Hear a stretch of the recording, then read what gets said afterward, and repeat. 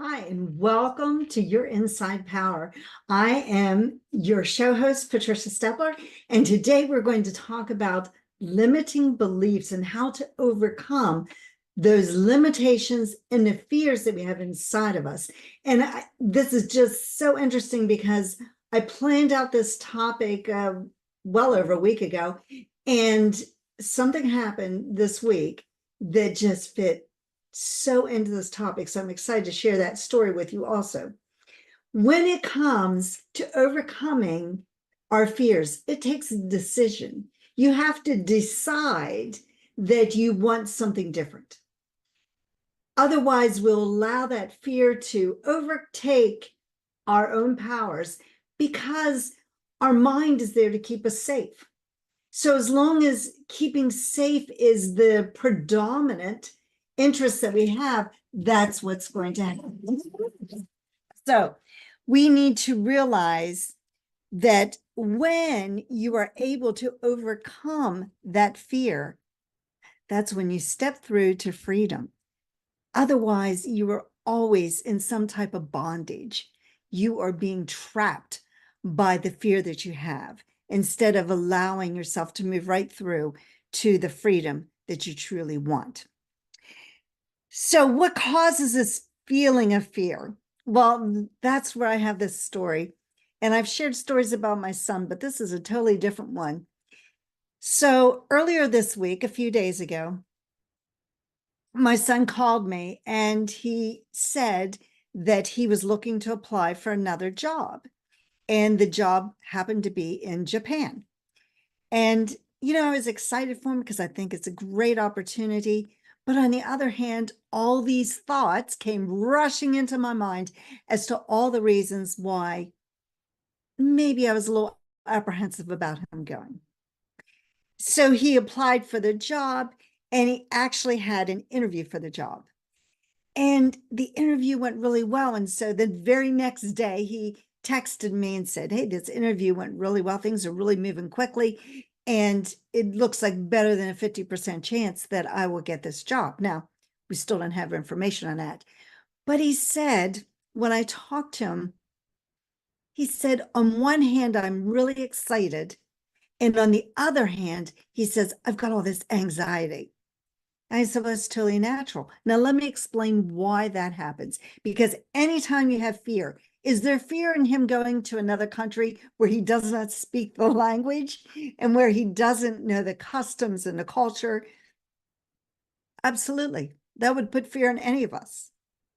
But there's also excitement because he knows that he's young. This is an opportunity of a lifetime, perhaps, and that he needs to be willing to overcome that fear. This is what happens inside your mind. And he said this, as long as it was just oh, wouldn't this be cool? I had no problem. And that's the way the mind works. As long as it's just a thought, I'd like to do this. I'd like to build my own business. I'd like to, apply for that manager position. I want to be the CEO. As long as it's just a simple thought, nothing happens. You are fine with it. But once that thought gets moved into a possibility or into a reality or something that you decide to go for, that's when you have all this conflict inside of you. Why is that happening? Because on the conscious side of your mind, it's a great opportunity. It's a great idea. That it's what you want to do. But subconsciously, your subconscious mind is there to protect you. And so your subconscious mind is saying, oh, you don't want to do that because, oh, you don't want to do it. And that's what was happening to my son. He was probably having these thoughts of, are you crazy moving to another country? Are you nuts? That's half a world away. Are you sure this is what you want to do? All those thoughts started running through his mind because they were in conflict with the paradigm that he currently holds of being an American citizen, of living in the United States, of being close to home. He's like an hour and a half away. Now he'd be like a day and a half away. So, all those things were going through his mind. Recently I just moved, I was away in the South for school. I was, 600 miles away. I moved closer to home, and now I'm thinking of going, halfway around the world. All those conflicts were going through his head. Perfectly natural. It's the same thing that happens to all of us. When we want to step out and do something different, we have this fear. Now that we've changed that idea into this is what I want to do, or this is what I think I want to do, or this is what I contemplate doing, then all hell breaks loose. And that's what happens to us. And you go into a frequency which you're not familiar with. And you go into these ideas which you're not familiar with. And if you keep moving, eventually it becomes your norm. Now, if he indeed gets this job in Japan and goes there, and then another job comes available in, say, France, he'll go through that emotion again of moving, but he'll go through it with the knowledge, hey, I've done this before, I can do it again. And that's what happens to us. Same thing happens with some people, and they're afraid to travel someplace. I have a friend who doesn't want to travel overseas. I think it's great to go to another culture and to another country and to see what it's like. But she doesn't, she has that fear of going to another country, even when, like just saying going to England where people speak English. She has that fear, and that stops her. If she would just break through, she would see the wonder of seeing the world and seeing, different aspects in different cultures. So what we have to do is we have to get emotionally involved with that idea. So whatever that idea is that you really want to do, or that fear, like moving to Japan, you have to get emotionally involved in it. You have to start seeing yourself there, and you have to start, picturing yourself in a new environment, picturing yourself in that different place, or in that different job, or in that different business, whatever it is.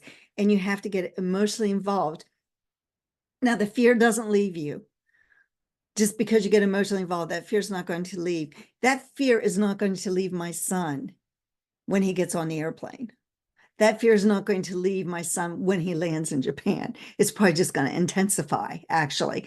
But that fear will eventually leave him when he adjusts to being in a different country, if indeed he gets the job.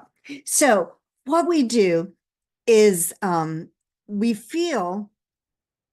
sometimes feel like we're not strong enough to get through, but we are. We can get through all kinds of things. I have this pillow that a friend of mine gave me years ago because, speaking of my son again, he was diagnosed when he was 8 years old with juvenile diabetes. And I remember going to her, and I was just so upset because, it was going to change our lives. And it did change our lives. It changed his life, but it changed all of our lives. Because if you have a child that's diabetic, everything changes for everybody. And she gave me this pillow that said, had this quote on it that God never gives you more than you can handle. And then it said, I just wish he didn't have something about it. I wish he didn't have so much confidence in me to handle so many things. And that's the way we sometimes feel when we have to move through that fear.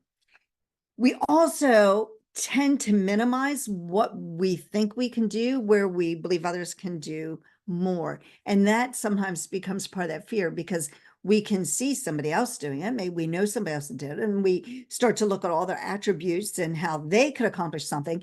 And we tend to minimize our own attributes and the things that we can accomplish. So we have to learn to stop doing that, because that's, again, limiting what we believe about ourselves. I want you to realize that within inside of you, you have deep reservoirs of talent. You have so much ability that you don't even realize. You probably haven't even begun to tap in to the potential that you have. And nobody knows what your potential is. Nobody knows it, because you have so much talent that's inside of you that you don't even realize it's there. And I know that from experience. I know that some of the things I do today, if you'd have told me I was going to do them 5, 10 years ago, I wouldn't have believed you. I just would not have believed I had the talent or the ability to do it. We don't know what we're capable of doing until we actually are willing to step outside of our comfort zone and try something new. So when you believe that something can happen, it begins to happen. And I'm sure that's what my son did with this potential job. When he started to believe, and actually when he started working with this company, he knew that there was possibilities for him to go elsewhere in the world to work. And he started to think about that almost immediately. He was trying to get out of where he was, not that he was trying to move away from us, but that he wanted to experience different things, which is why he also went 600 miles away to go to college. He wanted to experience something different.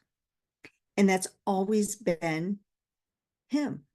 And that's great. But it still is a little bit scary to step outside of that comfort zone. When you believe, things will start to happen. And if you keep going and you keep doing it, one day you're going to wake up and realize that you are either figuratively or literally in a totally different world. And that's when things get very exciting. And then you get comfortable there. And now it's time to step out and do something different. And even though you're going to go through that same process, it won't be nearly as scary the second time because you've already done it once. And like I said, if my son moves to Japan and then he moves to France, it's not going to be as scary the second time because he's already done it once. So what you have to do is to keep your paradigm, your habitual thinking from stopping you from moving forward. Because when we allow our paradigm to stop us, it will stop us the next time and the next time and the next time and the next time and the next time. It'll just keep stopping us over and over again. So we cannot allow that to happen to us. That old conditioning that we have within our mind will start to take over. And that's when you see people who will step out and try something, hit that wall of terror, bounce back. And then they might, a year or two later, step out, try something different, hit that wall of terror and bounce back. And if that happens several times, they just stop. Why? Because they say, well, I tried that once before. It didn't work. There's probably a reason it didn't work. You see that with people that are maybe trying to start some type of a business. They start, and maybe it's a multi-level marketing business, and they step out and try to do it, and things don't work.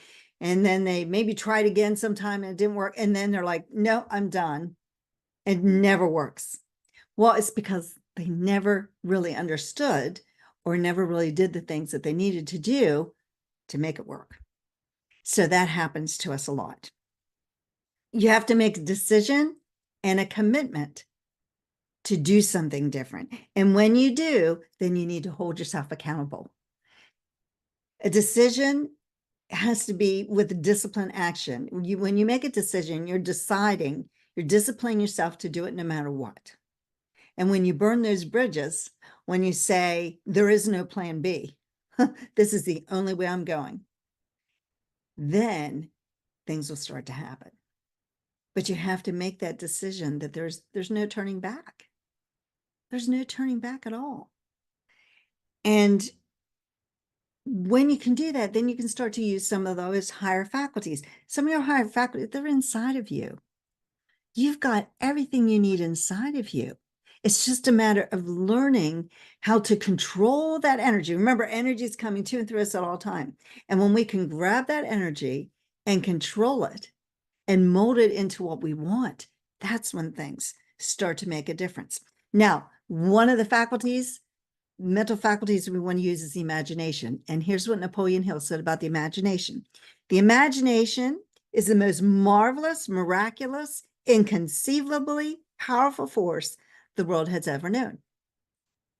So we take our imagination, it's the most powerful force the world's ever known, and we start to mold that idea into our mind, and we develop a picture of exactly what it is. We might hear the sounds, we might see the sights, we might see the excitement in other people, we might see them thanking us for something we did, or we might see the joy on their face when we give them something. And all those ideas we build into that picture. And as we build that picture, it becomes part of us. And we think about it not just once, we think about it every day, multiple times during the day. And when we do that, we're building this idea for the universe. And there is a higher power. If you don't believe in a higher power, I'd like to have a conversation with you, because it is so obvious that there's a higher power. Even our most high-skilled scientists believe there is a higher power out there, because things happen with precision that could only been set in place by a higher power.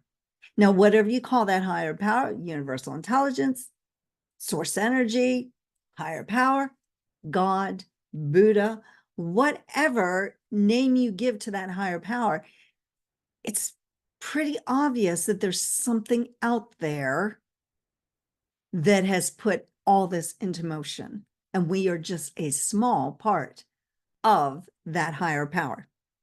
So when we look at this, we have to learn to shut down our senses, because when we view the world with our senses, we're seeing what's there instead of seeing what we want to see as there, and building our own reality. And you see, when we do that, we're being influenced by others. We need to be influenced just by us, and understanding that we have the power inside of us to create the world that we want, and the reality that we want to live in. So imagination, we build the image, and then we hold it with the will. You hold that image tight in your mind until it becomes a reality. It has to become a reality. Now, here's the problem that most people have. They keep changing it. It doesn't happen overnight, and they keep changing the idea, and they change the idea, and you confuse the world.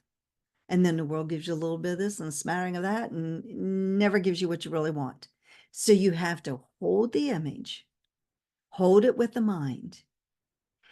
And here's what happens.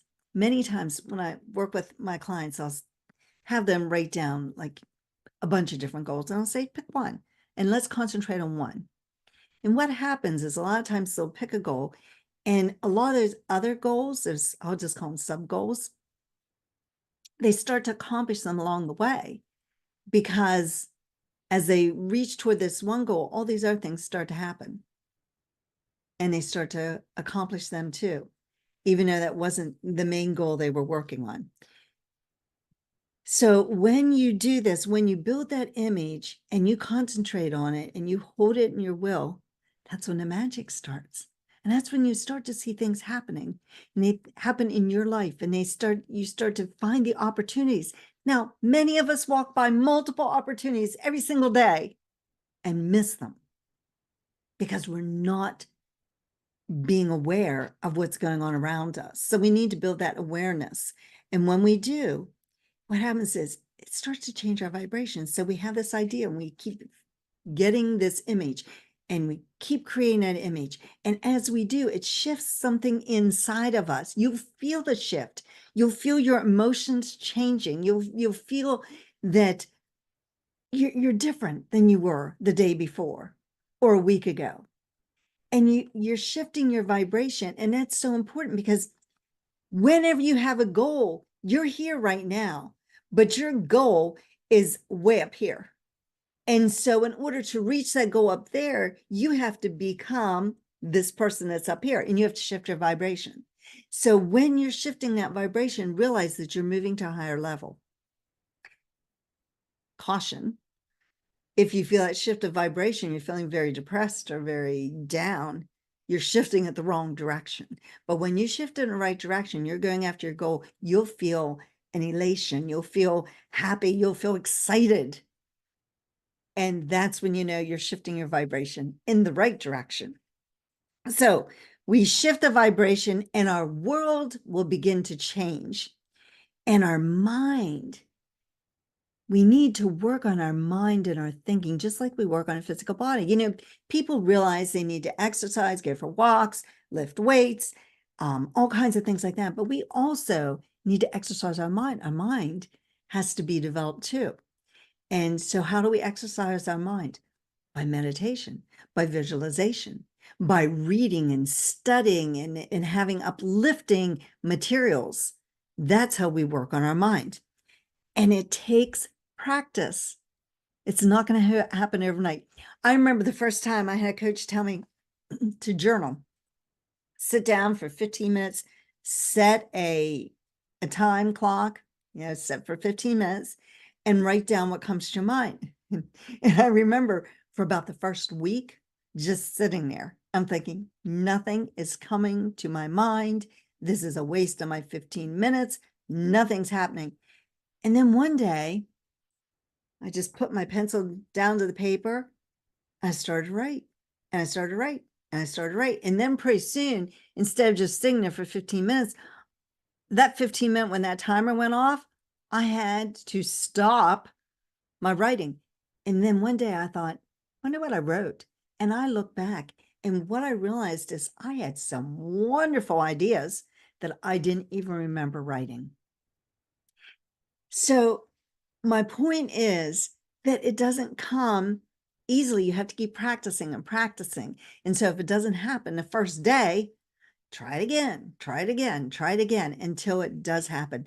But the laws work, and the laws work in a very structured way.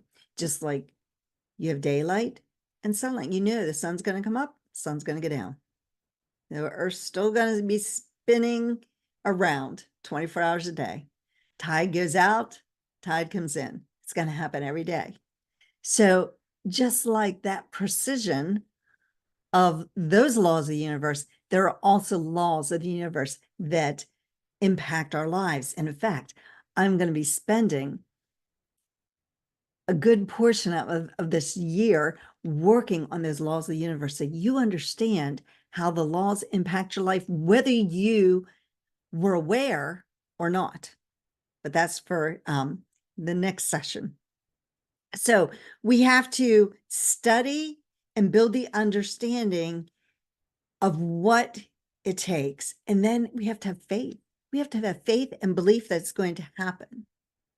And we have to change our well-being into the expression. And as we accelerate, we will start to have things happen with ease.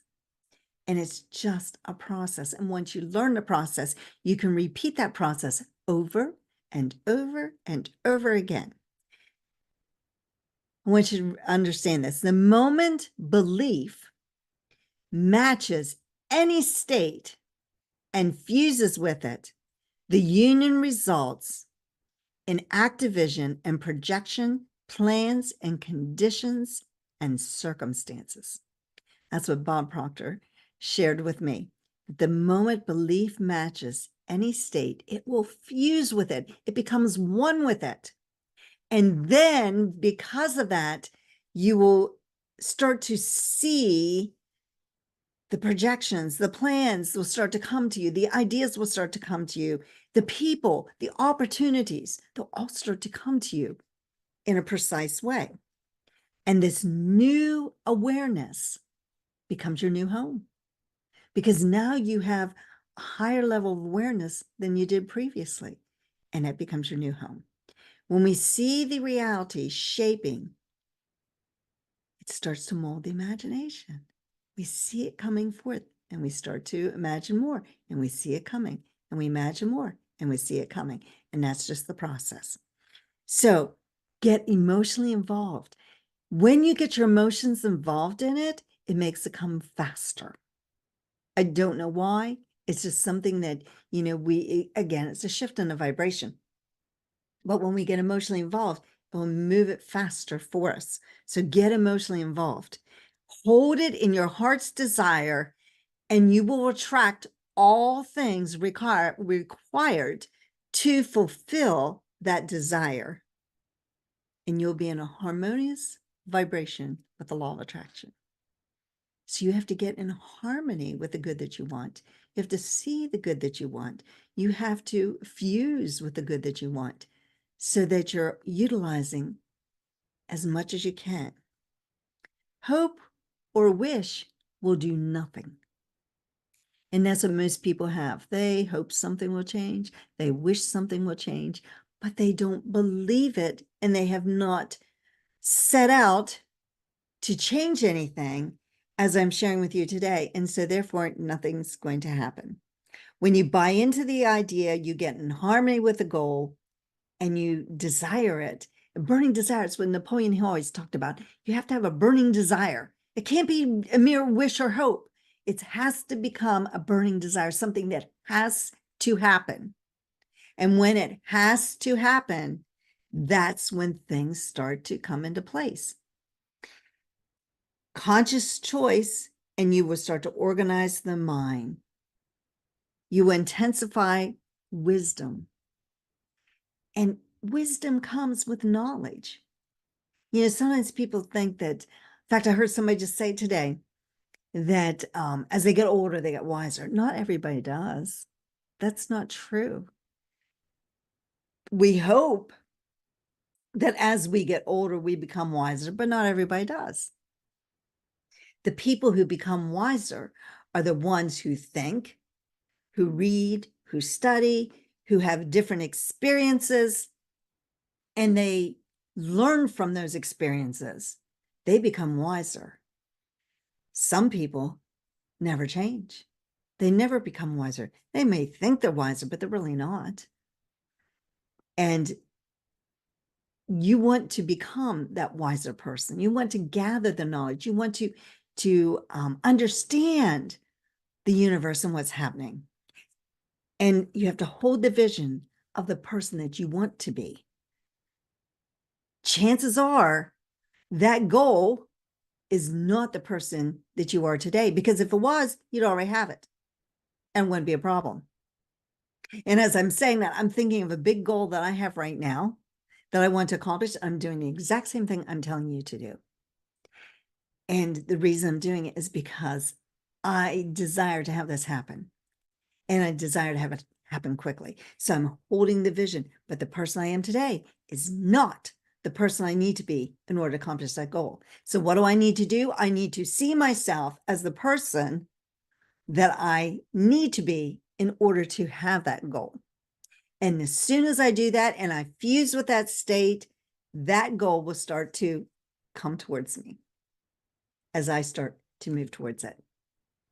And that's just the way the laws work. Now, as I said, in the next year, next 30 or 40 episodes, I'm going to be going through a lot of the universal laws, because people don't know these, and they don't realize that what you do impacts your results and your reality.